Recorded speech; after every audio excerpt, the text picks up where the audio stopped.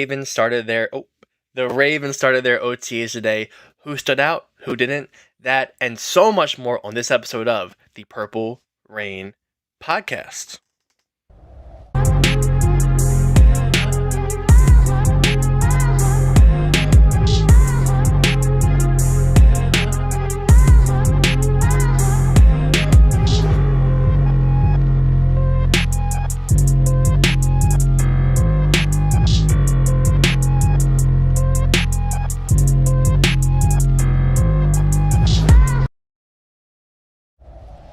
Yes.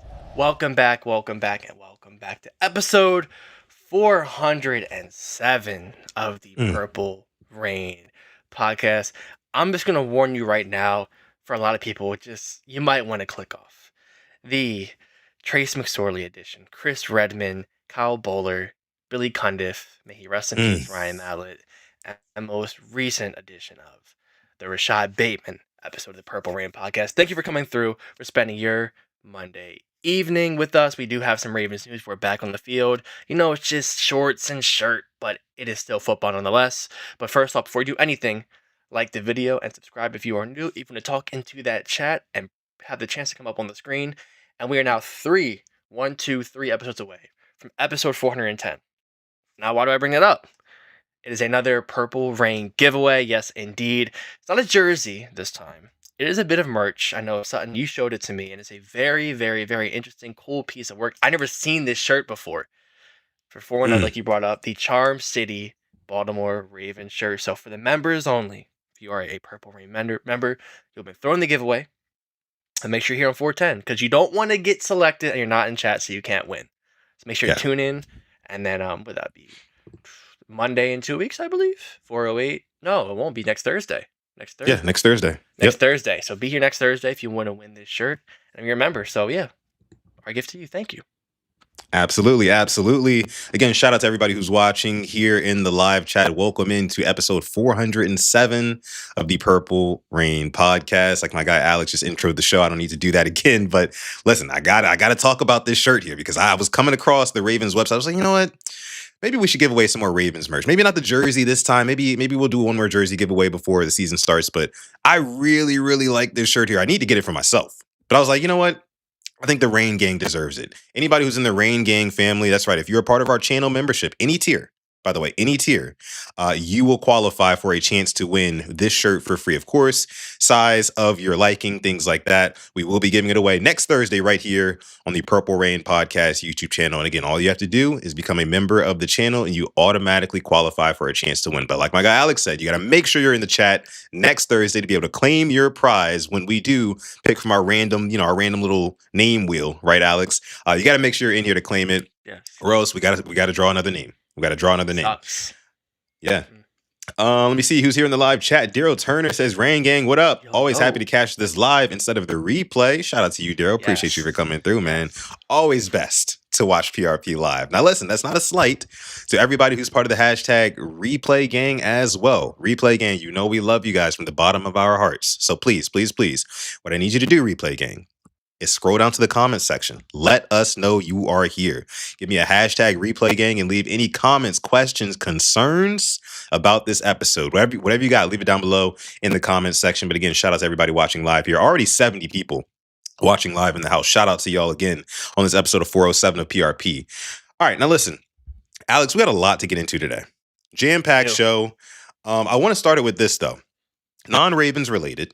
Okay, non-Ravens related, but your football team, Arsenal FC, got themselves another W today. Am I right? 1-0 against Burnley. And I'll tell you, Alex, when I was watching this, I didn't catch the game. I caught some of the highlights. I was watching, I was like, damn, they're not really big-time scorers, are they? It seems like it's a lot of defense. I looked to the comment section. I was like, let me get some extra context from the YouTube comment section. Boy, I didn't know what I signed myself up for, Alex. I didn't. All sorts of toxicity, name calling, but I did get some information. A lot of people been calling Arsenal FC Corner FC. Okay, I saw Kai Havertz had the goal earlier today. Saka on the corner kick. Beautiful kick, by the way. And then Kai Havertz, he goes up over everybody else and he heads it in. Beautiful goal. But 1-0, yeah, I mean, is Arsenal really as good as you say they are? I'm not going to sit here and say we're the best team in the world. I will never say that. To me, that's PSG as we play in the Champions League final. We are a damn good football team. The corners are like our tush pushes. That's the only thing I'll relate it to. People hate it when it happens, but if it works, it works. We have routines. We have different ways. We can go short. We can go long. That's fine by me. Winning is winning, and no, 1-0 today is not, to me, sustainable, but we're now one win away from winning the Premier League for the first time in 22 years. Or if Manchester City drop just 1 point tomorrow, if they draw or lose, we're champions. I don't care how you get it done. I saw somebody say all 19 other teams could go extinct and we win the title. I'm celebrating it. I don't care. I really don't care. Corner FC, Boring FC, Bottler FC. I've heard it all. I've heard it all. I will take it. They were very unlucky. We had chances today. Hit the post, I think, 2 times, as Trossard did. Should have been more, but it's the business end of the year. You just got to get results, and we're grinding them out. So I can't be mad at it. Another win, and we'll see what happens tomorrow. Could be a big day. Yeah, we'll see. We'll see. I know you're on the edge of your seat, man. It feels like the last couple of episodes, you've been wearing nothing but Arsenal gear. Is that just me? I feel like you've been wearing a lot of Arsenal gear lately. Yeah, I won't wear any other soccer team right now. I have tons of different kits. I collect kits. I won't do it. I have a Nashville SC shirt behind me. Won't even touch it. It's just. Is it like a superstition thing, or is it like you need to won't touch it? Yeah, I want this to be gone so bad. Like it's 97 degrees here. It's 90. You know me. I don't really grow beards like that. It's all superstition, and it. I'll say this though. I've always been a fan of the beard look on you, Alex. I'm not gonna lie. I've always been a fan of the beard look. I go back and look at some episodes. Be like, man, my man Alex looking a little swaggy. You know what I'm saying? With the beard, sometimes he got the little snapback hat. You know, he just got a haircut, whatever. So I don't know. I'm a fan of the beard, whatever. Let us know down below if you like bearded Simply AS10 or clean shaven Simply AS10. Let us know down below in the comments. Can we get a clean shaven shot if we win the Super Bowl? Yes, absolutely. Okay. That's all, man. I've never seen that in the 5-6 years. I've never seen that. So, bro, I have not seen myself clean shaven since I was like 18, 19 years old. It's been over a decade, well over a decade. So, yeah, if we win the Super Bowl, though, I'll shave it all off. I promise you. Scouts honor right here. Listen, 407 episode. We can go back to this and we can, I'll cut my hair completely. Hell, I might even go bald. Okay, hold on. Whoa. No. Please. No. All right. Maybe not. Anyway, shout out to the live chat. Chris M is in here, says evening, y'all. What's going on, Chris? Appreciate you for coming through. We got Lisa in the chat as well. Says, hey, Alex and Sutton, when I go into remission, I'm gonna throw the biggest party. And guess what, Lisa? There we go. We may not be there physically, but we will be there in spirit for you. And of course, we will celebrate right here on PRP that you've been rocking out with us on for so many years now. We will celebrate for you right here. So make sure you keep us updated. We love the updates that you put in the chat. They do not go unnoticed. Trust me, they do not go unnoticed. Love you, Lisa. Thank you so much for coming through. All right, Alex. So let's go ahead and get into. Look, Chris says definitely we'll get this page shut down if y'all shave. That's crazy. Oh my gosh, they're calling me Kid Cudi in the chat. I got to move on. Let's move on. All right, so Ravens news, right? OTA started today.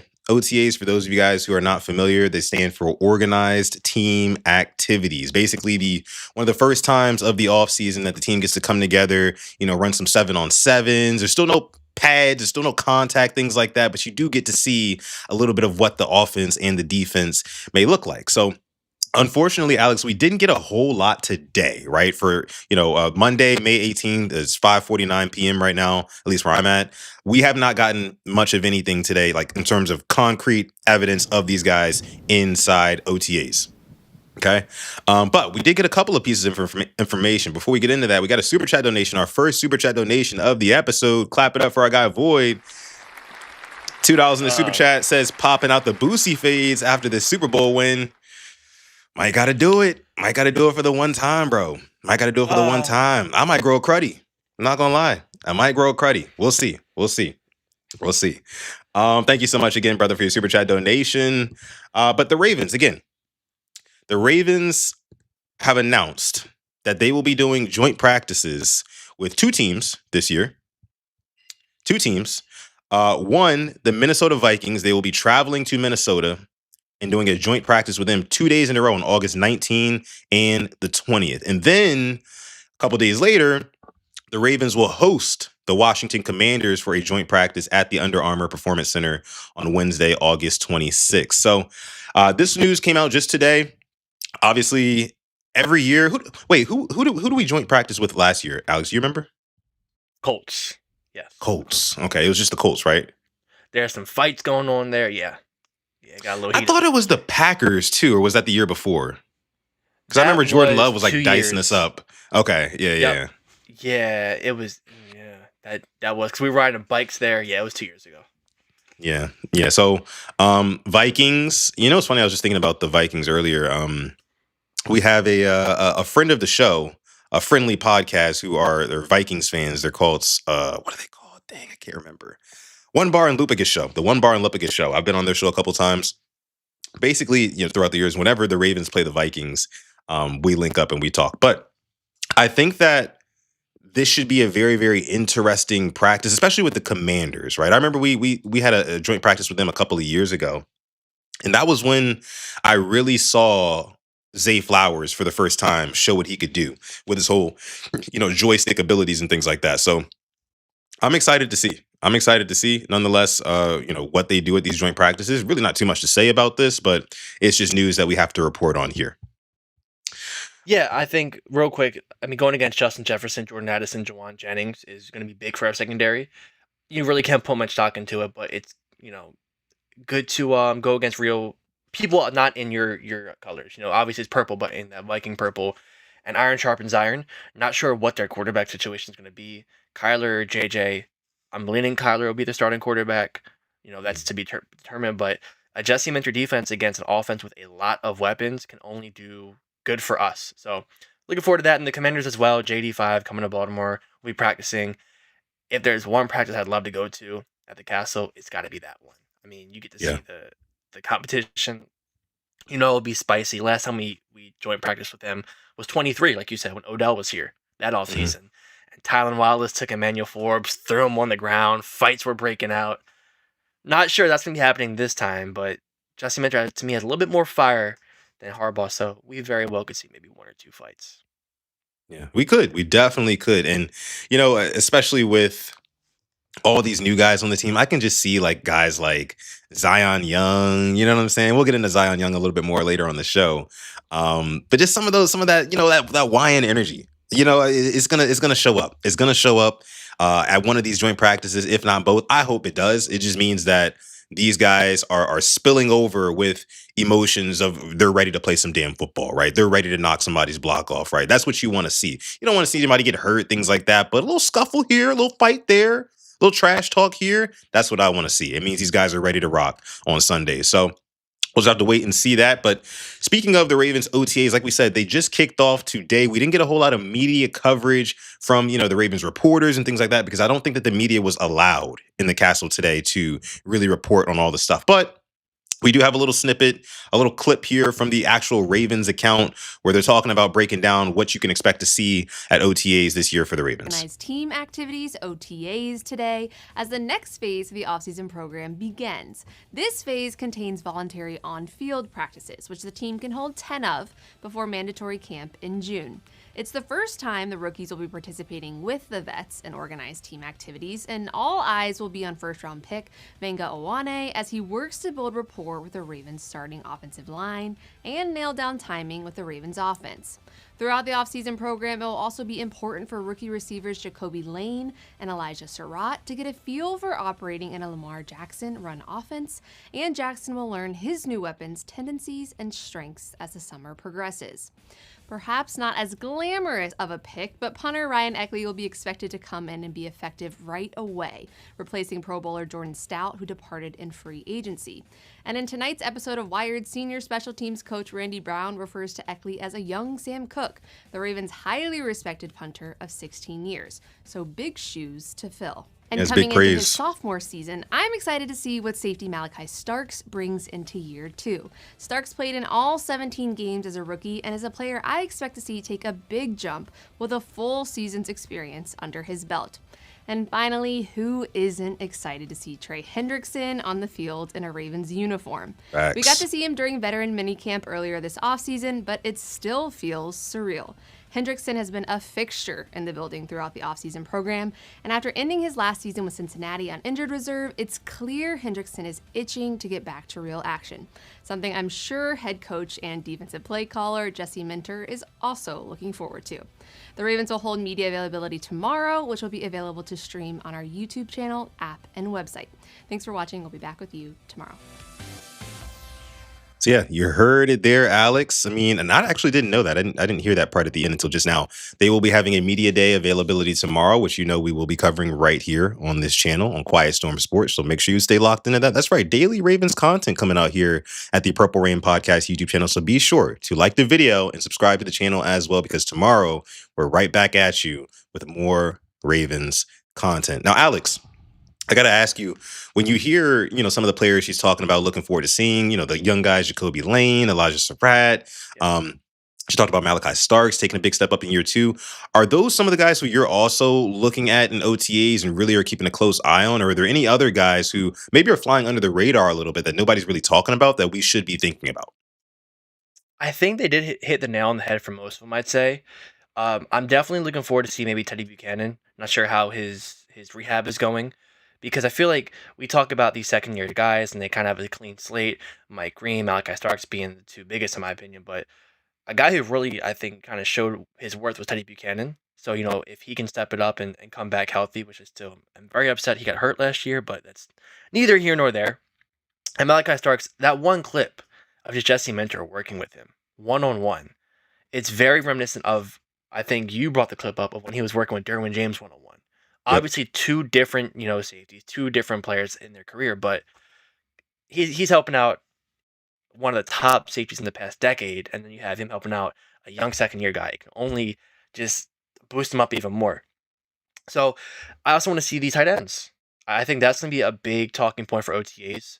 It's Mark Andrews and some rookies. Well, and Durham Smythe, but in the passing game, it's Mark Andrews and some rookies. So how are they going to be, gelling in, blocking-wise, receiving-wise? So it is a very interesting, jam-packed offseason. I know we went, 8-9 last year. Yeah. But it's not like it's a full rebuild, but it feels like a mini rebuild with all the new names, all the guys that left us. We lost an abundance of players. How about these new guys coming in? And then the Sam Cook comment as well. To me, you call somebody a mini Sam Cook. I mean, come on. Types of punts. How many about punts? I mean, Sam Cook had like 15, 20 punts. You watch the guy punt, he has a punt for every situation. The way he kicks it, the way he handles it, the way everything. So that's going to be interesting to watch. And I hate to say it, at preseason, I'll be watching the punter. I will. I'll probably make a video on him because we saw what Jordan Stott did last year, so let's see what this guy has. But like I said, so many guys to talk about. I want to shy away from receivers because that takes the headlines, but those guys are really going to be interesting to watch this whole offseason. Yeah. And you bring up the tight ends. That's probably the most interesting thing to me, Alex, because you think about how the Ravens last year, of course, you had Mark Andrews, Isaiah Likely, Charlie Kolar. You lost 2 out of those 3 guys, which means that Hibner and or Cuevas are 2 guys who are going to have to step up and contribute immediately, especially if we expect to see some of these 2 and 3 tight end sets, right, that we expect to see out of this Ravens team. So compared to the other positions, obviously Vengiyoane, he's one of one. He's a first-round pick. He's going to start day 1 on that offensive line, point blank, period. But when you talk about like personnel packages where, you have, like I said, you have 2 or 3 tight ends on the field, those guys are going to get pushed to the front. Unlike the wide receiver room where you may very well see Zay Flowers, Bateman. Let's just say it's 11 personnel, 3 wide receivers on the field. You're going to see Zay, Bate, and then I'd probably say Tez, barring if they don't bring in another veteran wide receiver, at least right off the bat. And that's also barring Jacoby Lane and Elijah Surratt don't just completely jump off the freaking page throughout all of OTAs, minicamp, training camp, preseason, all that, which I don't think that they will as rookies. Doesn't mean I think they're not going to be good, but I just think it takes a little bit of time, So, yeah, I'm most excited about Matthew Hibner. I want to see what Hibner does. I mean, we know Lamar Jackson has loved his tight ends historically over the years, and if you can develop a good relationship with Lamar Jackson as a tight end, you will see the football coming your way. you will see the football, right? Lamar Jackson loves those bigger body type targets, right? Who are matched up constantly on linebackers who cannot match up with their athleticism and speed and things like that. He can just kind of throw it up to them when he's in a pinch.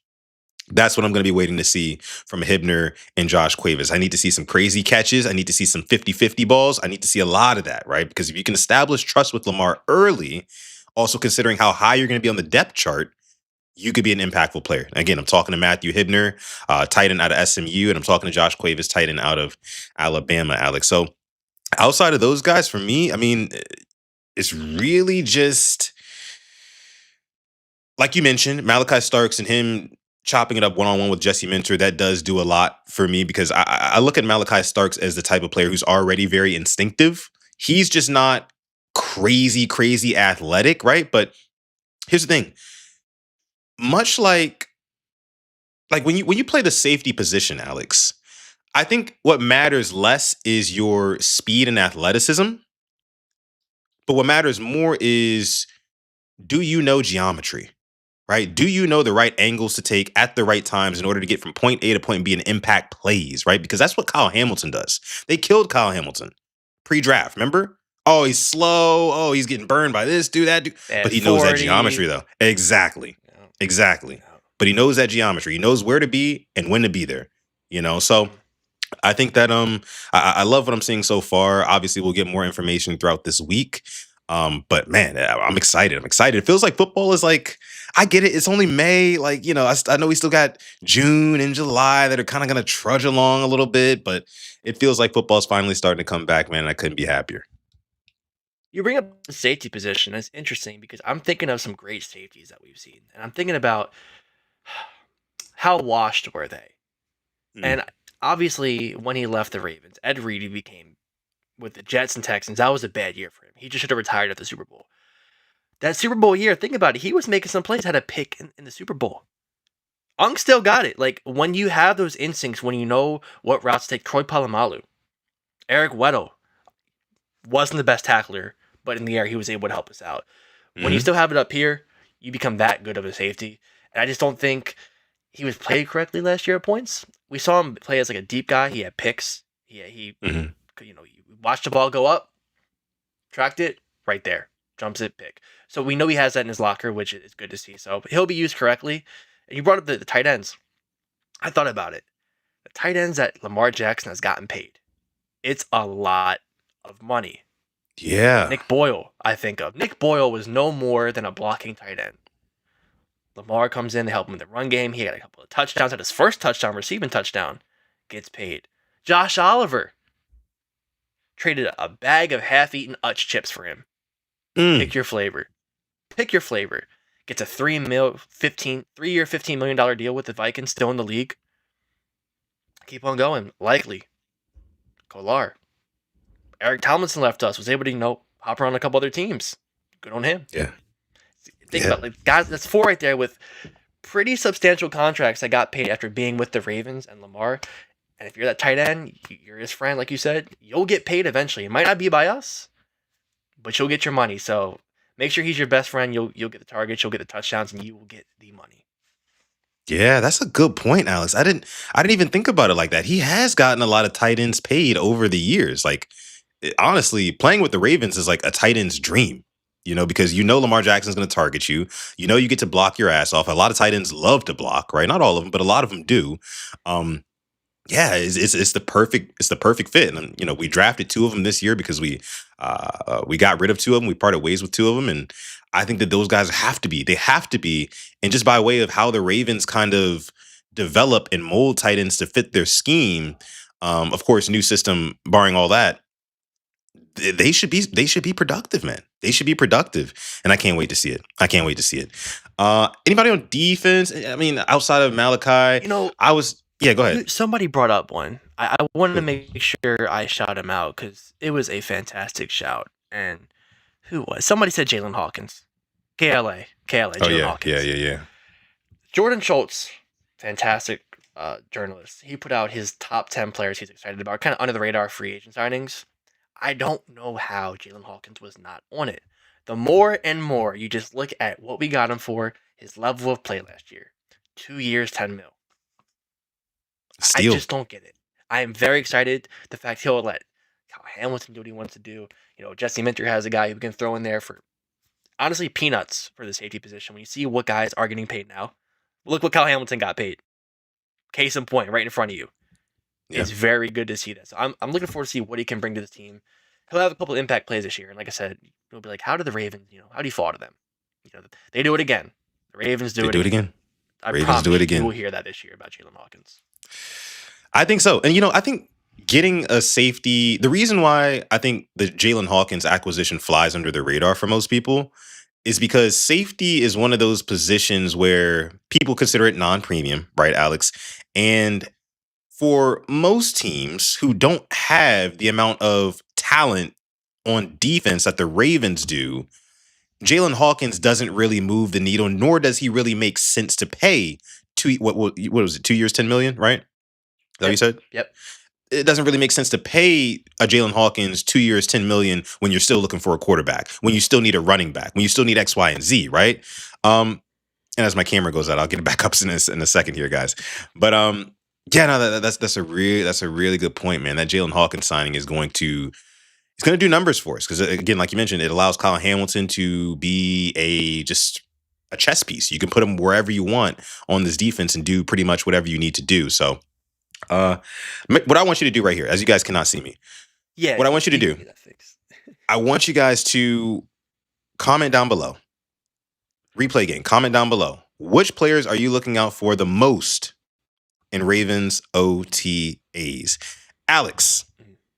Yes. Go ahead. I was going to say, you can get that fixed if you want to. Go ahead. Yeah. Go ahead. They did you dirty with the screen grab. While you're doing that, I know Ryan Mink released his day one practice report on BaltimoreRavens.com. So, like you said, the usual media suspects out there, your Jeffs, your Cordells. Unfortunately, I don't think we're allowed to be there. We're not allowed to report on it. We got zero footage. So, this is kind of all we can get. So, take it with a grain of salt. He said that Jesse Minter started practice differently than John Harbaugh did. There's no easing into practice with individual drills and special teams. The Ravens jump into a lighter 11-on-11 period that gets the juices flowing and muscles warm before breaking into team stretches, which is very interesting. I feel like you want your team to kind of stretch first, get it loose, don't want to get hurt. But Jesse Minter, I'm watching you. He said the effort is stressed throughout practice, finish every play. So is precision. There were only 2 false starts the whole practice, which is very good for the first day. First-year offensive coordinator Declan Doyle stresses getting the details right. I just want to stop it right there. I don't know if you heard me there. 2 false starts the whole time. I specifically remember last year, Todd Monken took the whole offensive line off the field because of the amount of false starts. I specifically remember that. And this was deep into August. We're a couple weeks away from the season. Our first one. Turnover at the O-line. 2 false starts. That is very good. Yeah. That is very, very 2 false starts in May. I mean, for an offensive line they've got some new pieces on that unit, totally new coaching staff and everything like that. That's really good. That's way ahead of schedule, right? Now, of course, they got to kind of put these days together and stat good days and things like that. But it's very encouraging to hear that. Now, you mentioned something at the top of that, Alex. You said that Jesse Minter, because I kind of missed it a little bit. You said Jesse Minter, he started the practice fast. It goes into 11-on-11. No stretching, no team drills. It's light, they said. Very light. It's not all out. But right now, 11-on-11. Get the juices flowing. But no stretching, though? No stretching seems kind of weird, though, to me. That's a little... he mentioned it here. It gets your juices flowing and muscles warm before breaking into team stretches. So stretches are second. 11-on-11 period is first. Interesting. I could see how that could make sense, but at the same time, it does feel like you are playing with fire a little bit, right? Yep. Because you're just asking for somebody to pull something. You're asking for a receiver to take one step too far on his one of his first steps of his route and things like that, and then he pulls something or offensive lineman. I just stretch. We can get loose that way, and then we can get into playing football. Man, these guys have been playing football all their life. So I disagree with that, to be honest with you, Alex. I do, because I know the importance of stretching, especially for athletes. So, but outside of that, though, sounds good so far. All right, so we're going to move on, and it's something we just talked about. don't think rookie tight end Josh Cuevas is just going to be a blocker. Even though Matt Hibner is more better in the receiving mode, they mentioned, Cuevas had one of the best practices on Monday. He made a diving catch on an intermediate route over the middle, which got big props from who else but veteran Mark Andrews, who came down the field to dap him up. Cuevas made several more catches, including an extended grab down the seam with his safety closing in and a one-handed snag when flaring out into the shallow flats. One-handed snag. The most active pass catchers of the day. One-handed. Now, the DBs cannot play the ball, but I'm going to give him the benefit of the doubt. One-handed catch, no matter what. Impressive. One-handed catches, diving catches on day one on a team who you know what they do with tight ends? Oh, yeah. Hibner, listen, Hibner, you better step it up. I want to see those boys go back and forth, right? They need to really be like kind of. If I'm Mark Andrews, bro, I'm looking at these two guys. I'm like, look, bro, I ain't gonna be here forever.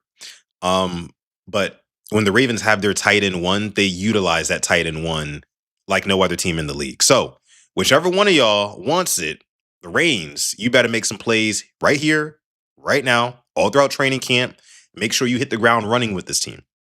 Because like we just mentioned a couple minutes ago, they will reward you. The Ravens will reward you with opportunities. Lamar Jackson will reward you with opportunities getting you the football. So I love that.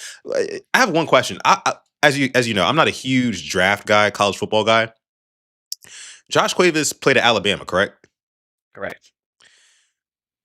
Why was he like ranked so low in like draft talk? I don't know. Maybe we gotta ask Jason.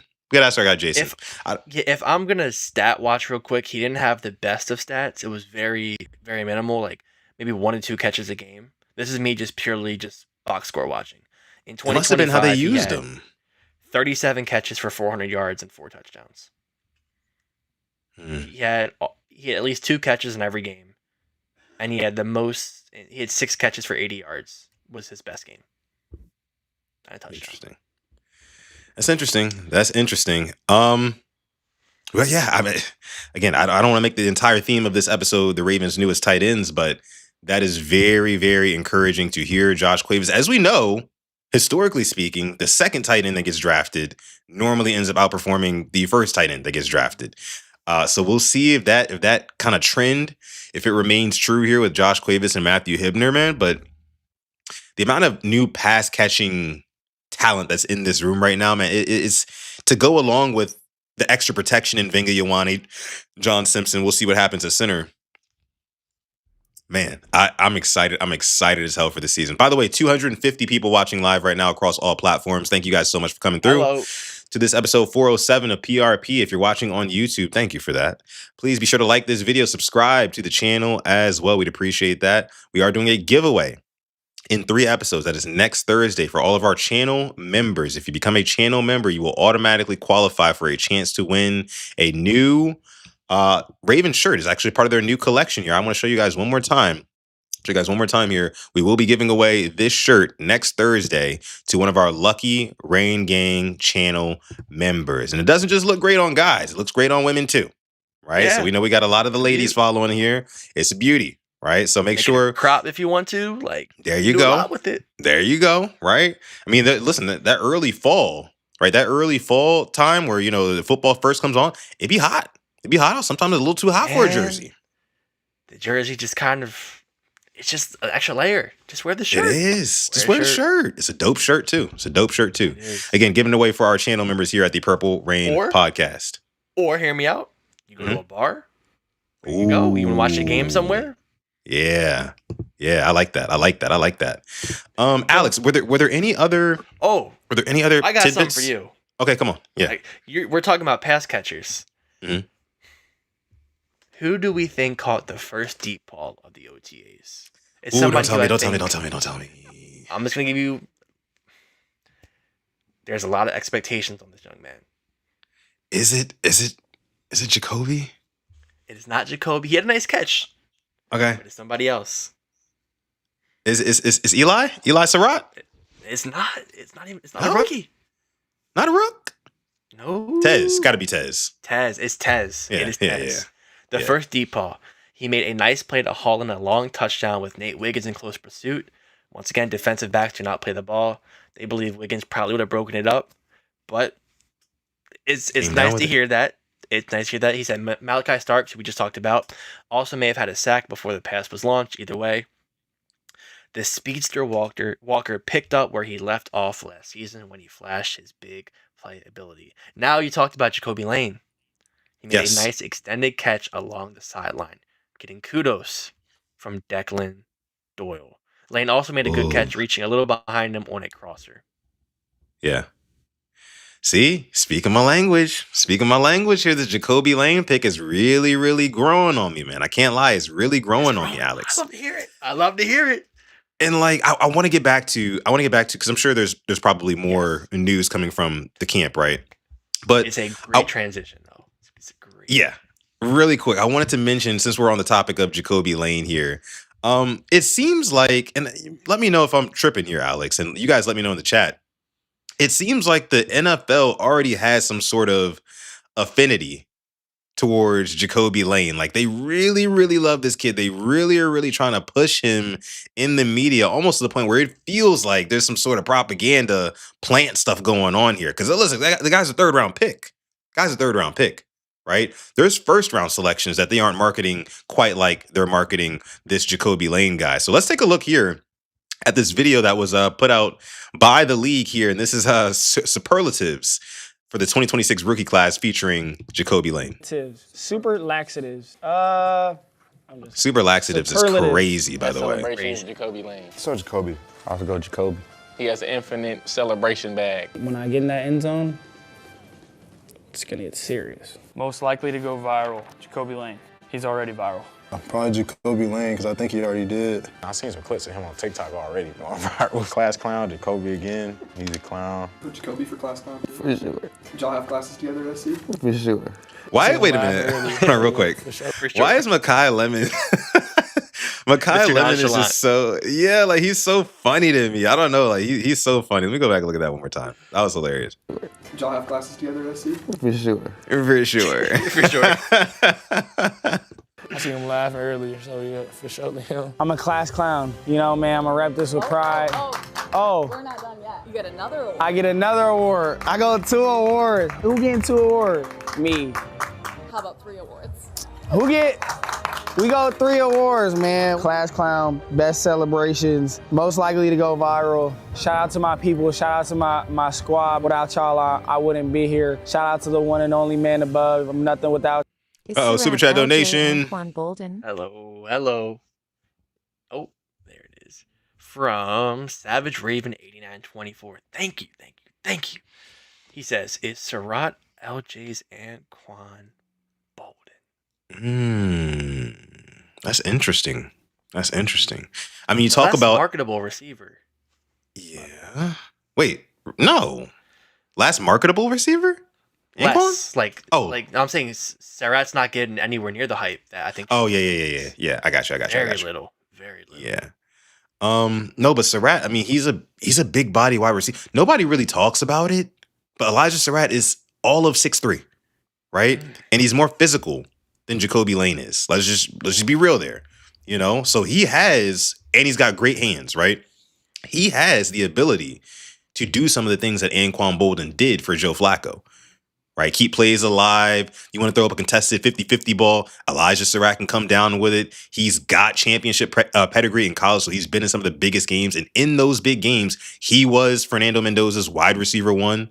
Right? I think that he could definitely step up and be that guy. That's why I'm most excited about Elijah Surratt, which is why it's kind of weird to me that the NFL is pushing Jacoby Lane like they're pushing him. I have no problem with it. I'm not complaining. Don't get me wrong. I'm not complaining, but it just seems a little, you mentioned something before the show that really kind of made me think about this whole Jacoby Lane thing, because they're really putting, to the forefront right here. Take it with a grain of salt. What you're about to say, take it with a grain, chat, please. Take it with a grain of salt. I'll let you say it, but go ahead. So my guy, Alex, he said that this Jacoby Lane thing, and them pushing him in the media and him being this media darling is kind of reminiscent of one Bills wide receiver, Keon Coleman, from a couple of years ago where he was the media darling and everybody wanted to ask him questions and laugh with him in the media rooms and, really get this personality out of him and make clips of it and go viral on the internet. Just for 2 years later, everybody looks at Keon Coleman as a bust, right? So of course we don't wish that for Jacoby Lane by any stretch of the imagination. We want him to be the best receiver in the league, damn it. But it does feel a little bit like the NFL is writing checks that this kid is going to have to cash. You know what I mean? And it's going to be tough. It's going to be tough. But what are your thoughts on it? Yeah, it's also a high second round, I think Keon Coleman was. He was like late first round, one of the two, compared to a third round pick. And, he went from, like you said, that media darling to now, if you bring up his name, it's either cookies or that Cam Newton clip. There's no two ways about it. And and there it is. I love cookies. I knew it was coming. And it's nothing that he did. It was just him showing his personality. And it sucks that, the media is writing checks that I don't think he can cash, and the Bills are a different story that I know we'll be talking about come week, I think 7 or 8 it is. Yeah. But with Jacoby Lane, he's a third round guy. Who's to say he even gets a target in week 1? We don't know that. And if you were to put a stat line for him, it's going to be a lot different than wherever Keon Coleman was drafted. So I hope that's not the case. Jacoby Lane, he's really embraced Baltimore. I think somebody brought it up. He even posted a little Photoshop of Lamar dunking on Josh Allen, but he drew over Josh Allen's face. He's embracing the whole Baltimore thing, and that's really good to see. I saw that, yeah. And he went viral on TikTok before when he was on in college. So kind of different to Keon in that aspects, but it's just them kind of getting their guy who they can get clips off of and get a lot of internet engagement on, and they found him, and that's Jacoby Lane. So they keep on posting.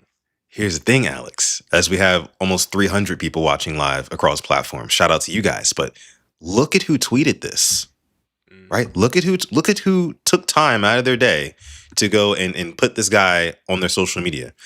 For the audio listeners out there, it was Lamar Jackson. Lamar Jackson took this video from the NFL and posted it on his personal page. Now, you can say I'm reading into it too much, but I don't think so. And the reason why is because Lamar Jackson he strikes me as I've never met him before, but he strikes me as a very intentional person. I remember back when we drafted Patrick Queen, as a matter of fact. We drafted PQ, and I saw I think it was Hollywood and Lamar were watching the draft together. And when they drafted PQ, they're like, oh, defensive player? All right, well, is he live? Is he cool? All right, cool, But Lamar loves when you get him weapons. He loves when you get him weapons, and he loves the big body weapons, and that's what Jacoby Lane is. So I think the combination of Jacoby Lane being the exact archetype of receiver that Lamar Jackson likes and Jacoby Lane having the personality that clearly Lamar Jackson already likes as well, the combination of those two things together, Alex, you're going to see Jacoby Lane get the ball thrown his way. I mean, he might get more targets this season. Jacoby Lane very well might get more targets this season than Rashad Bateman. Coming from you, that's a lot. It's a lot, but I could see Episode it, 407 Alex. is crazy. This is crazy. It's getting wild. It's getting spooky. But am I wrong there? I mean, if he develops a connection with this dude, don't let them develop a connection in training camp. Oh, no. Don't let them develop a connection in preseason. Even though Lamar's not going to play in the preseason, obviously. Jacoby Lane will get some run. But yeah, don't let them develop a connection in practice and get to talking to each other and whatnot, because it's a wrap. It's a wrap. You might as well just package up Rashad Bateman now and just trade him. See what you can get for that contract and everything. You might as well just trade him. Because I think it's just, the room is becoming a little bit too crowded, Alex, and they're still talking about bringing in a vet. We're still talking about bringing in D-Hop, right? We're still talking about maybe Keenan Allen, maybe Tyreek Hill, maybe Stephon Diggs. The room is crowded, bro. It's crowded. There's not enough room on the ship anymore. Somebody's got to go. And if you're talking about, who is probably, I would say, the most expendable, it's the guy who is on his third contract, who the Ravens haven't seen big production from in past seasons. Now, do I personally think that he can get that sort of production if the offense is schemed up for him? Rashad Bateman, that is? Yes. And that's why I'm a Rashad Bateman truther. But I just think that at this point, Lamar Jackson will gravitate towards the shiny new toy that is Jacoby Lane, as opposed to Rashad Bateman, where he already knows exactly what he's going to get out of him. And that's why I'm saying, and like you mentioned, Declan Doyle. Declan Doyle inherited Rashad Bateman. Meanwhile, Jacoby Lane is Declan Doyle's baby, right? Figuratively speaking, right? Drafted him, first year coming in together. He's going to give that kid opportunities. He is. So it scares me for Bateman. All this really does scare me for Rashad Bateman. I think a trade is still on the table. I hope not. But it scares me, man. It does. I did send you the picture that we were referring to about the whole Lamar and Josh Allen dunking, what Jacoby Lane posted on his Instagram. If you can bring it up real quick. But you mentioned Jacoby Lane, like his personality, just very outspoken. Like Lamar, he likes that. A Mark Ingram guy who can just go out there and really tell you how it is, hype him up. I love that. I love that in him. I think he will become, a friend of Lamar's, in the passing game, obviously off the field. But this picture, man, I can't wait for you to bring it up because it caught me off guard. It made me go to Instagram and go to his feed and be like, wait, that is real. Because when you kind of put it out there, it's like, this doesn't sound real, but it is indeed real. I see you're about to pull it up. Yeah. It is. There it is. It's Lamar Jackson dunking on Josh Allen. There's a duck over his face, but that is Josh Allen. And you know what, man? You buy in. Not even a couple weeks as a Raven, already have your quarterback ones back. Love to see it. He's already won over the favor of Lamar Jackson before even catching a pass from him. We gotta start looking at it for what it is, Alex. And again, it pains me to say because I'm worried about what's gonna happen to my boy Bate. I am. But with everything that we see right now, man, this Jacoby Lane kid, and then Elijah Surratt is just right there. He's not as outspoken, but Lamar's gonna be like, oh, there's another 6'3" dude. Both these guys taller than Bateman. Both these guys, you know what I'm saying? Like, listen, man. This Jacoby Lane thing, it could get spooky. We could keep them all. We could. I did see the article about us possibly bringing in another, a vet receiver. It's always a need for us. I feel like they know that's how to get clicks, but I don't see it happen. I think Tyree coming off of what he went through just doesn't make sense. Stephon Diggs isn't going to happen. Who else are they linking us with? D-Hop, Keenan Allen, maybe, but that would be like a late, an August signing. So we'll see. We will see, but all good signs for Mr. Lane. I'm looking forward to it. Looking forward to this connection. It'll be something. Me great. too, man. I'm with Surratt. Him and Surratt, man. I'm looking forward to both of them. Any more news out of training camp, OTAs today that we missed? Yeah. Yes. It's some line talk. So obviously Dwayne Ledford talked about how he wants the offensive line to play with attacking style, much like a defensive line that fire off the ball. They cleared one big hole for Justice Hill for a long run, and obviously not in pads, but it's a good starting point. They also mentioned that Emory Jones isn't an option at center, but he could be a valuable versatile guard or at tackle, where he played at LSU. And Malachi Starks was around the ball a lot. TJ Tampa had a tight coverage on underneath pass that went incomplete. And here you go. Here it is. Okay. Seeing hulking rookie running back Adam Randall. They're down on 5'9", 177-pound undrafted rookie cornerback Ladarius Webb Jr. on the sideline. Emphasize how opponents are not going to like seeing the 6'3", 232-pounder catch the ball out of the backfield. Yeah. Yeah. Listen, man. 6'3", 232 running at you with a full head of steam. Derrick Henry light. Henry light. I mean, it's just he's damn near the size of Derrick Henry, and if he's catching those passes out of the backfield on plays where Derrick Henry's not on the field, and they're like, damn, that dude who just caught the ball in the backfield, he looks like Derrick Henry, but he's wearing a different number. I've said this many a times before since we've drafted Adam Randall, but I truly do believe, based off of what Ladarius Webb Jr. said as well, I mean, no one's going to want to tackle this dude, especially not in garbage time, Alex. He might get some games where he breaks off a big one, and then before you know it, he's got almost 100 yards rushing. Just off of garbage time plays, because no one's going to want to tackle that dude. So, man, with everything is coming together, Alex. Everything is coming together. I cannot wait for this season. Adam Randall is already looking good. You've got Josh Cuevas, who's already looking good. Jacoby Lane is already looking nice out there, man. On the first day of OTAs, the offensive line isn't overly effing up with penalties on day one. On day one, you said they only had 2 false starts. Only 2 false starts, right? On day one, that's unheard of, man. That's crazy good discipline for day one back at the castle practicing. So, man, I couldn't be more excited. Any more news you got for me? That's about it, but that Jacoby Lane purple jersey might be speaking to me. Yeah. Might be speaking. I might have to call up the old DH of Gate, unfortunately. There you go. Because you can't get off of Fanatics. They won't sell the name. But we got to customize it. Yeah. All right. So now that we've gotten through today's OTA stuff, and again, guys, OTAs will be going on throughout the rest of this week as well. We will be covering it again on Thursday's main pod, and then I'll be covering it on Quiet Storm throughout the week. So make sure you stay locked into PRP by liking this video, first and foremost. Then also subscribing to the channel here, the Purple Rain Podcast. Okay. Let's take a look, Alex, at around the AFC North, right? I saw this graphic earlier today, and it really caught my attention because it shows us here which team improved the most in the AFC North based off of their additions this offseason and their departures this offseason. Let's just start with the Ravens really quick because we know the big ones. Obviously, the biggest additions this year, Venga Ioane, Trey Hendrickson, and Jalen Hawkins. I don't think anybody's really arguing about that in terms of like top three acquisitions. The rookies outside of Venga, we'll wait to see, but Venga, we do expect for him to be a very solid starting guard in this league. Departures, most notably, of course, Tyler Linderbaum is gone, and we have not replaced him yet. Isaiah Likely is gone, but we have replaced him. We'll see what these rookies can do. And then Alohi Gilman, of course, is now a Kansas City Chief, and he has also been replaced by Jalen Hawkins. So the Ravens have had a really, really good offseason, in my personal biased opinion, by the way. But when we look around the AFC North, Alex, you look at the Steelers. They're getting Max Ayanakor, the right tackle. Michael Pittman Jr. is their newest wide receiver. And then they've also got Jamel Dean as well. They got rid of Kenneth Gainwell, Isaac Suamalo, and Calvin Austin III. If you ask me, Alex, I feel like the Steelers got marginally better.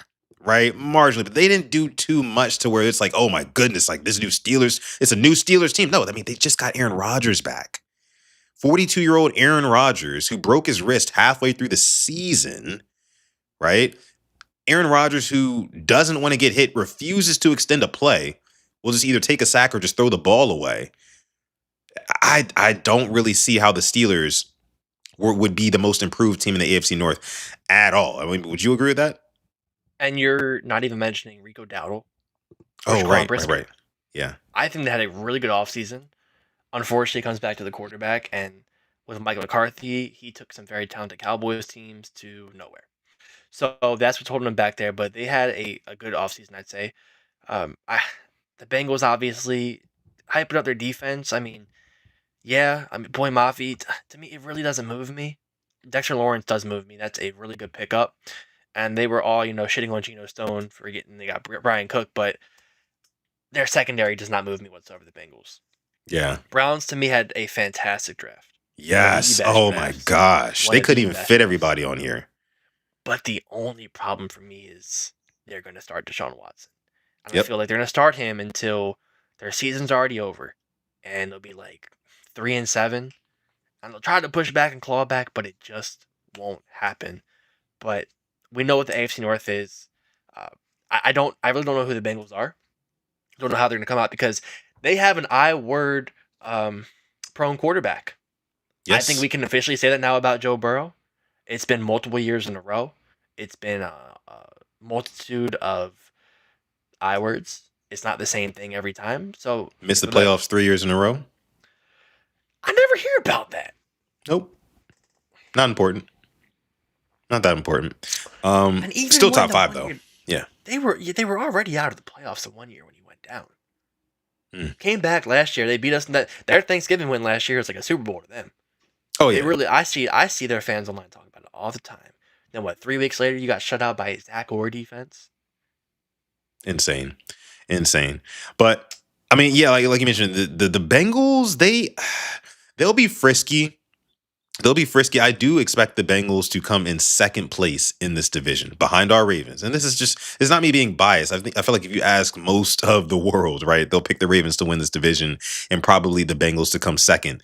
Now, like we talked about, man, the Browns, again, you got Spencer Fano, you got Casey Concepcion and Denzel Boston in the draft. You've also got Kenshawn Judkins, who was their best offensive player last year. I think that this Browns team is literally only but a quarterback away. And that's not like news to anybody, but that's the only thing holding them back from being legit contenders in this division. And honestly, in this conference, because the defense is there. If Deshaun Watson can come back and be the Deshaun Watson of old, right? Whatever that may look like, and he can develop a connection with Casey Concepcion, Denzel Boston. They still have Judy? They do. I pulled up their depth chart. The line's a little shaky for me. And obviously linebacker as well. I like Schlesinger a lot. Yes, Carson me too. Schlesinger is a footballer. Mm-hmm. He is a baller. Remember that game on one leg last year? He was on one leg and still balling out. Yep. That right there, he's a stud. And then JOK is out this year. They have Quincy Williams, Denzel Ward, Grant Delpit, Tyson Campbell, Ronnie Hickman, and defensively, obviously, Lee Collins, Myles Garrett, Mason Graham. They have a damn good roster on paper. It's just I go to the quarterback and it's Deshaun Watson as a starting quarterback. Yeah, I mean, and you still got Shador. I mean, Shador. I think Shador is not a bad quarterback, right? He needs development. He needs somebody who's going to put their arms around him and really, really make him into a pro-ready or pro-level quarterback. Because he showed some flashes last year. I'm not going to lie to you, but by and large, holds the ball too long, takes too many sacks. If you can clean up that stuff, I think Shador will actually be their quarterback of the future. But if they keep rocking out with Deshaun Watson, if they wait till their season's already over and Deshaun Watson, I can see Shador going elsewhere, to be honest with you. No, that's a good point. Yeah, I can see him going somewhere else, somewhere more high profile and a much bigger market, and he'll back up somebody for a year or two, and then next thing you know, Shador Sanders is the next starting quarterback of X team. Hey, Cardinals, Jeremiah Love. They have Michael Wilson, Marvin, Trey McBride. I'm trying to think of possible places he could land. Will Malik Willis work out in Miami? Yeah. Next year is good. Hell, Pittsburgh. I mean, I doubt it won't be division, but a new quarterback soon. Who knows what the Jets are? I don't know what the Jets are. But going back to the Browns here, it's like Shador. I owe Shador because he gave us a chance to make the playoffs last year. He beat the Browns. Oh yeah, that's right. 17 game. And to me, that Sanders to Fannin connection was really working for them. Harold Fannin had himself a very good rookie year. It's like, I get you got to play Deshaun, but he was gaining a rapport with some of his guys, but it's not. The Browns always hustling backwards. He'll be the quarterback like week 10 or 11. Yeah. Well, that's what we predicted last year, Alex. I mean, we saw that Dylan Gabriel was going to be the starter, and then what was it, like 7-8 weeks or week 9, something like that? And I think Dylan might have gotten hurt. He might have gotten a little banged up, and they put in Shador against us. Yeah, and then Shador became the starter from there on out. So it's totally possible. I could see it happening, but because I like Shador. I like Shador Sanders. I think he's a hardworking kid, super talented. Obviously, the roots that he comes from, super talented. But I want him to get a fair chance. And the Browns is not really a place where that's going to happen. Let me see. Bo Knows says Shador is mid. He's accurate, but holds the ball. And see, that's the thing. You can fix that, though. Yep. You can fix that, right? You can coach that out of a guy. So we'll see how his career ends up panning out. Now, let's see here. So, yeah, I think it's pretty safe to say, Alex, that the Ravens are the most improved because the Ravens, honestly, they weren't, like you mentioned, we're not rebuilding. We were never rebuilding, right? This is just kind of like a slight change of direction. This is not a rebuild. So even before this offseason started, the Ravens were already like up here, so to say, So like we improved by getting a couple of skilled players, in the 3rd and 4th round. And of course, we got our left or right guard of the future in Benga Ioane. We got Trey Hendrickson, cool, right? But you look at a team like the Browns, they did a lot of work in the draft. They got a lot of good players. So, but they were further down from where the Ravens started at this offseason. So I think most improved would still happen. I liked what the Steelers did. I hate to say it. I really do. Really? I just don't trust their coach. Yeah. Not quarterback-wise, but I think Pittman and Austin, that's an upgrade. Rico Dowdle and Kenneth Gainwell, Rico Dowdle had himself a really good stretch of games last year, and then he kind of got forgotten about. in Carolina. Yeah. Brisker is a good safety. Dean is very good. Their draft is a little eh. Their draft to me is what's holding them back. If they Their would've got draft, Mekhi Lemon, yeah, I about to say their draft was thwarted by the Eagles when they stole Mekhi Lemon one pick before them. Then they had to panic draft Max Ianakor, right? So, yeah. the Bengals defense did get better. I'm not going to sit here and trash all over them because I don't like them, but they did get better defensively. I just don't. I think how much better they got is being a little overrated. You can't just take names and throw it on paper and say it's already it's already improved. Yeah. It has to go out there. Your scheme has to be better than. To me, sometimes scheme is more important than players. You got the best players out there. Look at the Ravens last year. Look at the freaking. We can talk about this. We thought we had the defense of, I don't know, last year. We had all this talent, and it just fell apart in our face. Starting off with a just random neck guy word to arguably, probably our second most important defensive player behind Kyle Hamilton. Mhm. And then it just fell off the wheels. Jerry Alexander. Then you have other guys just missing games. Kyle Van Noy, who I know, he missed games. You have Owe, who somehow went from double-digit sacks to no sacks to double-digit sacks when he gets traded. The scheme, man. Scheme's important. It is super important, super important. But let's go ahead and move on here, Alex, to our next topic of this episode. So, a certain Ravens safety was seen making some statements, and this was coming from a Jeff Zuriebek article.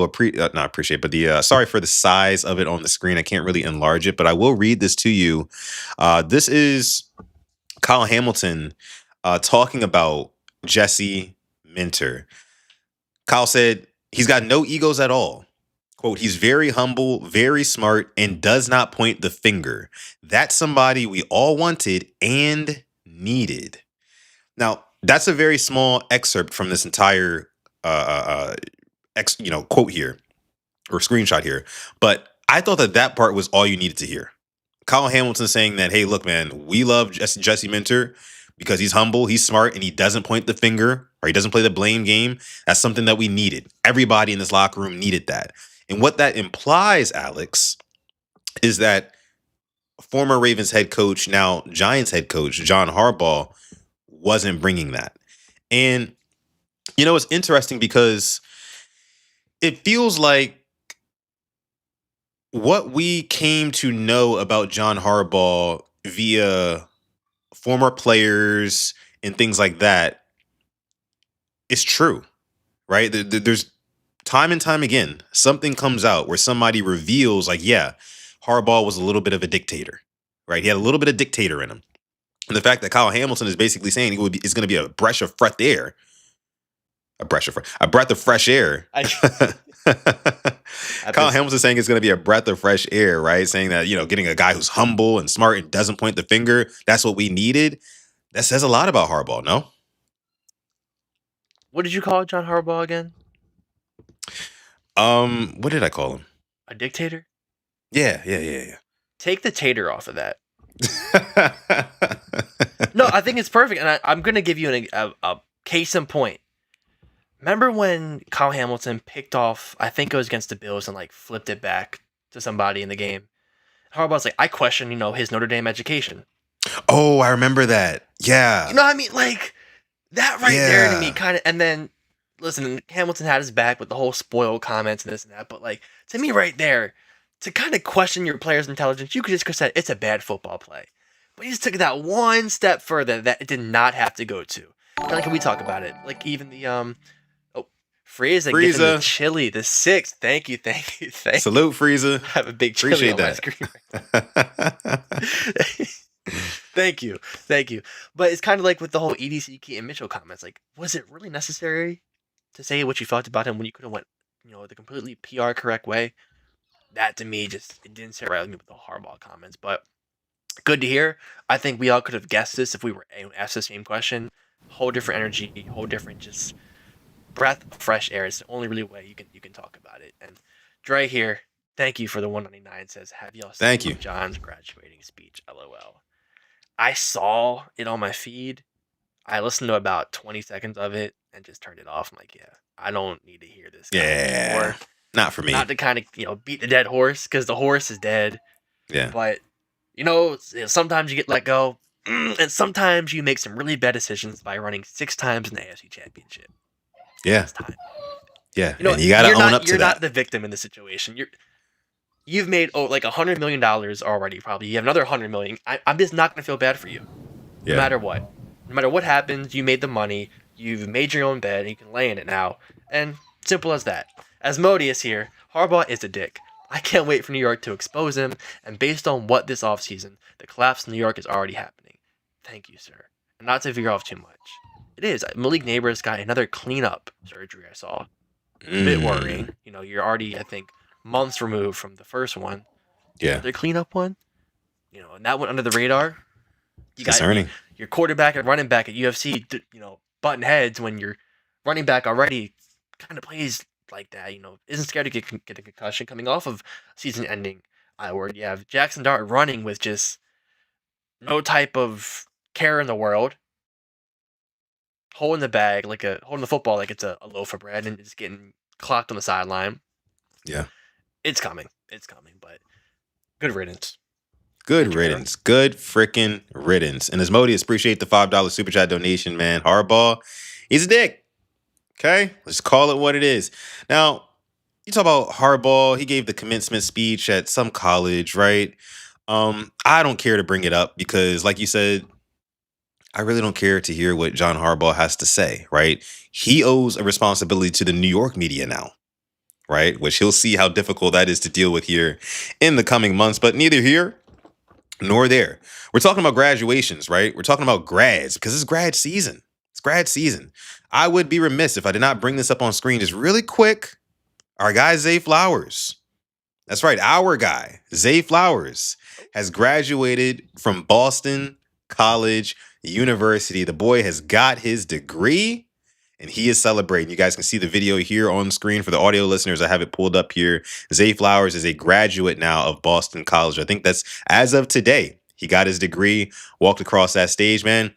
I know I talk a lot about Zay Flowers here on this show, but I just want to say that, man, look, I'm super proud of the guy. Super proud of the guy. It's not easy to do that. Real quick, clap it up for Zay Flowers.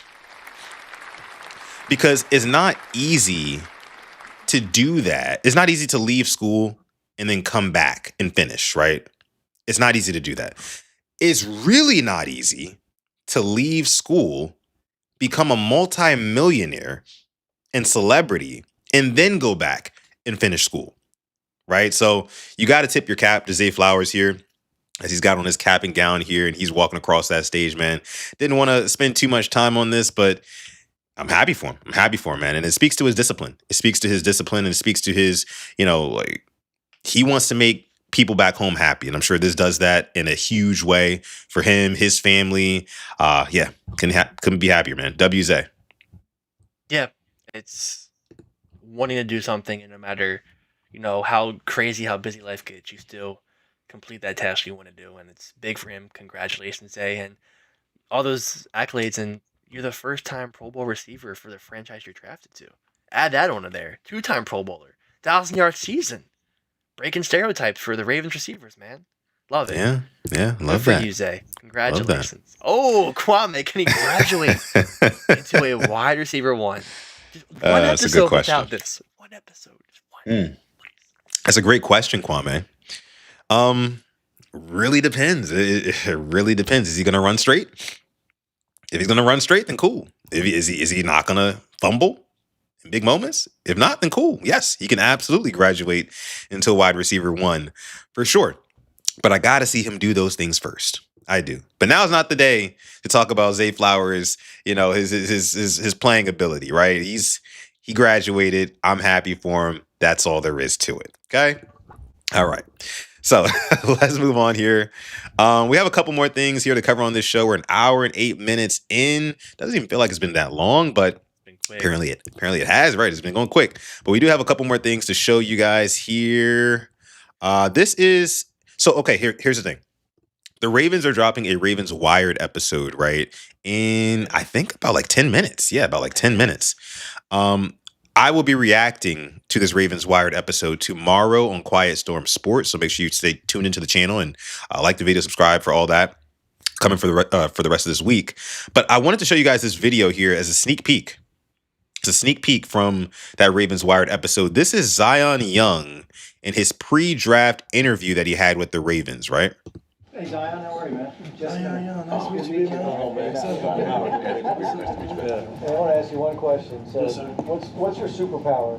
What's like the one thing that if we take you, that this is the top thing I can do? My consistency and my energy. Love that. Real quick. Love that. The consistency and the energy. He kind of expounds on a little bit here in a second, but we know the energy part. We know that energy part is going to be there on Sundays. Most importantly, it's going to be there in those joint practices, right? Those joint practices is going to get nasty. It's going to get nasty, and I cannot wait. I wish I could be a fly on the field, right? But yeah, let's keep listening to what Zion had to say here. I'm the same guy every day. I wake up the same guy. On that, I wake up the same guy. There ain't no switch. Consistency, we steady. Love that. Keep that up. Appreciate you, big guy. What's your job in this picture? The elite players play a gap and a half, right? We taught to play one gap. Look at that. Real quick. Look at that. Elite players play a gap and a half. And the fact that he was able to pull that information out his brain on a moment's notice, just off the dome, the exact answer that Anthony Weaver, who's pictured here in the far left, that's exactly what he wanted. And just let me run it back real quick. Look at Anthony Weaver's face when he answers this question with so much confidence. In this picture. The elite players play a gap and a half, right? We taught to play one gap. Mm-hmm. The elite players play a gap and a half. Yeah, that's my guy. Right? Yeah, that's my guy. Yeah, we're on the same page already. That's the big emphasis. Good job, bro. It's good. Yeah, that was fast, right? Was it faster than you thought? Little dap hug with the coach. Weaver's face. Love that. Yeah. He's showing all of the pearly whites. Can you go back and look at him? Oh man, I love that. I love that. Okay.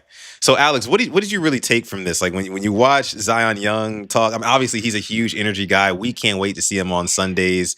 What did you take from this? We talk about draft crushes. I think we just saw Anthony Weaver's draft crush develop right in front of our face. Like I said, when you go to that smile, he's showing all 32 pearly whites. Not one of them is missing. And you go back to the first question, what's your superpower? What's like in a job interview? It's, what's your biggest weakness, And the fact he really knocked it out the park for what he said, the same guy, it was an authentic answer. It wasn't a cookie cutter BS answer. It was the truth, I think, and it shows on and off the field. I think he was a leader there, and he on the field as well, the energy he will bring. It wasn't, just in one game or two games. It was every game he brought it. Hard to not be excited for this guy. And to me, I mean, obviously, Ruben Bain would have been nice. Not going to compare the two guys, but it's nice to know we have this guy in the second round after getting a future All-Pro in a guard. It is this. The future looks bright. Really, it does. Yeah, future looks extremely bright. By the way, 300 people watching live right now. Shout out to you guys across all platforms. Please be sure, like the video on YouTube, subscribe on YouTube as well. And if you're watching over on X, please give us a follow. Both of us are tagged on this post here. Give us a follow on X as well. But yeah, I think back to an interview that Tony Weaver did. I think it was with the Dolphins, where he was talking about just kind of like how important tenacity is and violence is in football, right? And being able to basically like take the soul out of your opponent, right? This is a guy in Zion Young who not only understands the X's and O's aspects of his job on the football field, as clearly stated and demonstrated here, but he also understands the mental side of the game that you can't teach. You cannot teach that level of that energy to a lot of guys, right? You can't teach Lamar Jackson to have energy like that.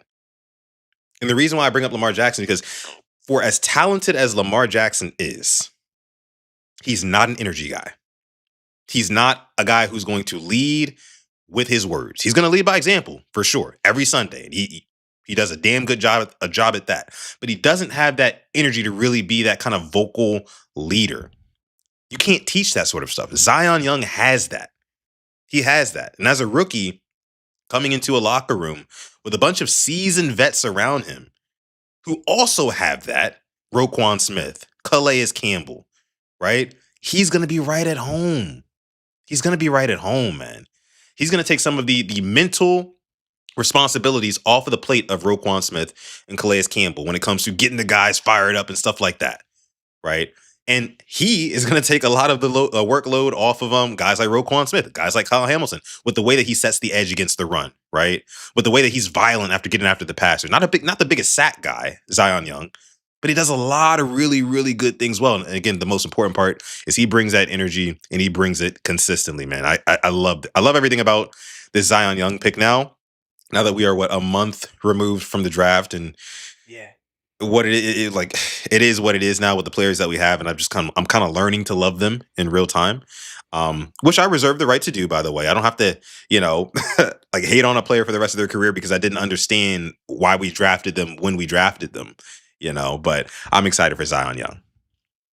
I love the fact that Ozzy is still there. I know he's a part of the organization, but I love that his input is still valued. Yeah, hell of a GM. Always in the cut over. I didn't even notice him back there. Always in the cut. I love me some Ozzy Newsome. Love him. And Ozzy we trust forever. Yeah. Always, man. Always. Shout out to Zion Young. And honestly, I can't wait to watch that Ravens Wire because I'm sure there's going to be a lot of good little nuggets in there. So, again, make sure you tune into the channel tomorrow because we will be covering the Ravens Wire tomorrow on the channel. Going to be a lot to talk about. Make sure you subscribe, like the video, all that good stuff. I think that was that about all I had? Oh, that's last all thing. The NFL news, right? Yes, yeah. I believe that's all the NFL news from today. But we got one more thing we wanted to bring up. And this is not Baltimore Ravens related again, but it's something that's very relevant in the sports world today. So over this weekend, we found out some very, very interesting information about a certain UFC fighter who happens to be Alex's favorite UFC fighter. Alex, you want to talk about that a little bit? I'll tell you this. It's a reason why I think I started watching. I will never forget going to my friend's basement. There was like 7, 8 of us, and we always sit there at his house and just watch the Conor fights. To me, I think, was it 2017?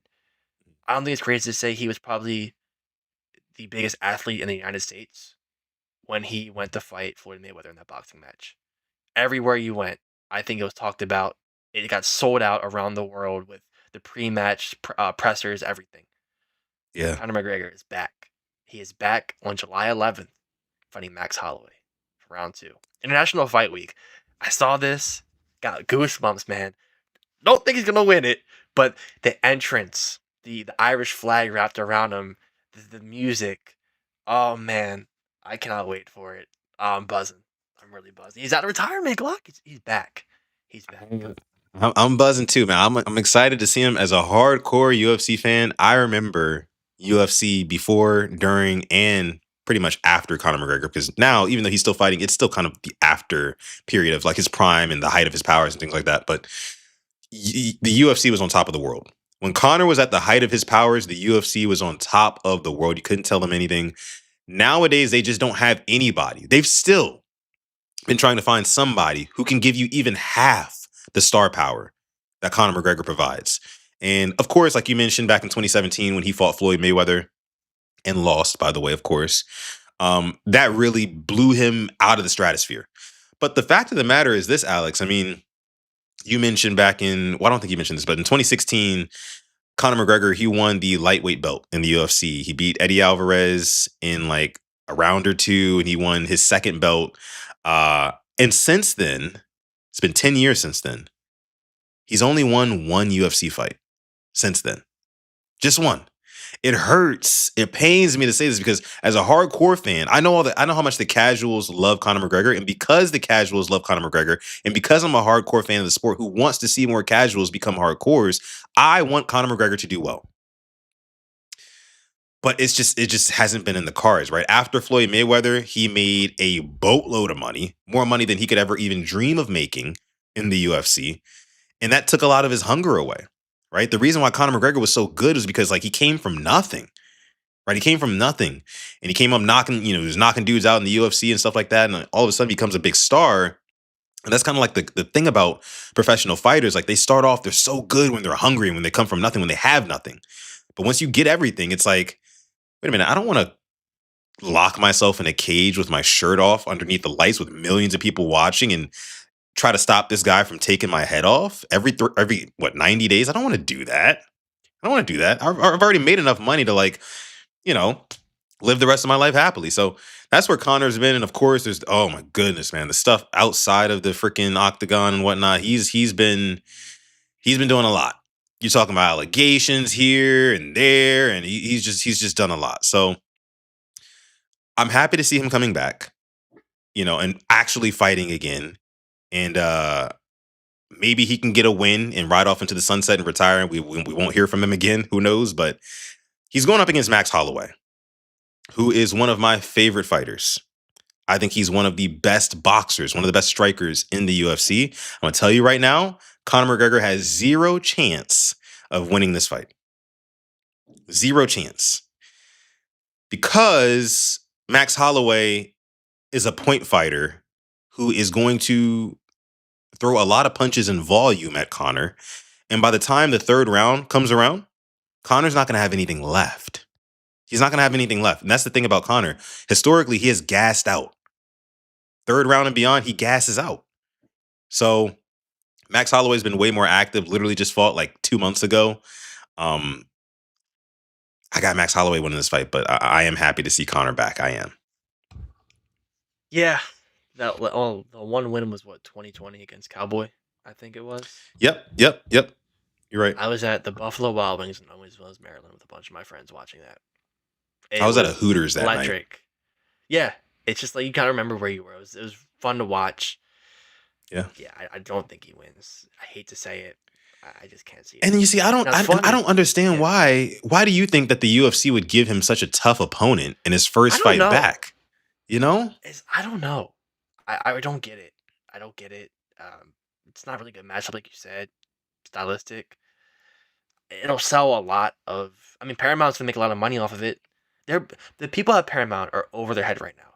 You're telling me we just got this contract for our first time, and Conor McGregor's fighting again?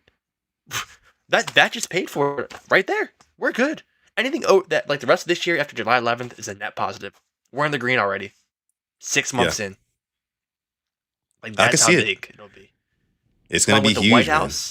The White House. Card as well. That's next month. Yeah. I did request for the Fan Fest today. I put my email in to try to get some tickets to go. So fingers crossed for that. Oh, wait, so what is it? What is that? The Fan Fest? Yeah, it's the Fan Fest. They have like the meet and greets there. Like some people from WWE will be there. UFC. I just can't. Oh, is it like a day before the event or something? Yeah, it's a Friday and the Saturday. No, Friday and the Thursday. Is it? Is it on a Sunday? Right? Yes, on a Sunday. I think.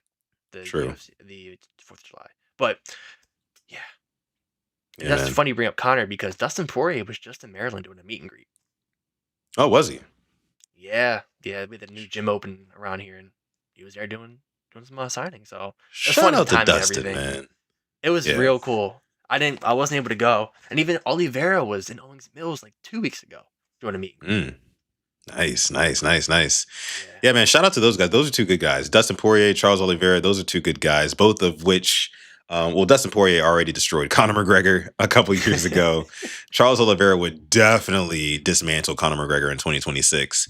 And he's only got 2 fights left on his UFC contract. So what I think the UFC is trying to do here, Alex, is they're trying to get him beat right before his contract is up with the UFC.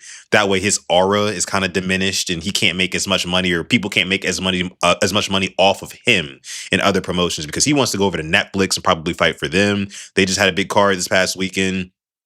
He probably wants to do boxing again and stuff like that. Stuff that's going to make him way more money than what he would make in the UFC. And I think the UFC's idea is like, hey, listen, man, you only got 2 fights left on your deal. We know you're not going to sign another contract with us. So we're going to give you the hardest opponent. So you leave the UFC beaten and battered and your value diminished, right? It's a cold game, but that's the fight business, man. That's the fight business. So we'll have to see. But yeah, anyways, I think that's about it for today's show, as we are about an hour and a half in. Thank y'all so much for coming through to this episode 407 of PRP. Clap it up for yourselves. Live chat, replay gang, wherever you might be listening. We salute you. We appreciate you. And we will be back later this week. Hell, we'll be back tomorrow. I'll be here on Quiet Storm Sports, and then my guy Alex will be joining me on the main pod on Thursday to break down the latest and greatest of OTAs. It's been a pleasure providing you guys this Ravens content today. So please be sure to like this video, leave a thumbs up if nothing else, and subscribe to the channel as well. But with that being said, I'm going to let my guy Alex take us out. And oh, yeah, don't forget that giveaway. Member giveaway next Thursday. 410? Yeah, 410. Shirt. Beautiful. Yeah. Yes. If you're a member, you can qualify for that. Go ahead. Yeah, thank you for spending your Monday evening with us. We love you. We appreciate you. And as always, stay positive and test negative for about everything, please. A lot of stuff out there, man. Yes. Lots of stuff going around, traveling around. Just stay safe out there. Of course, keep testing negative and never, ever, ever forget, even on the rainiest of days, to call God. This has been episode 407 of PRP. We're going to catch you guys in the next one. Peace.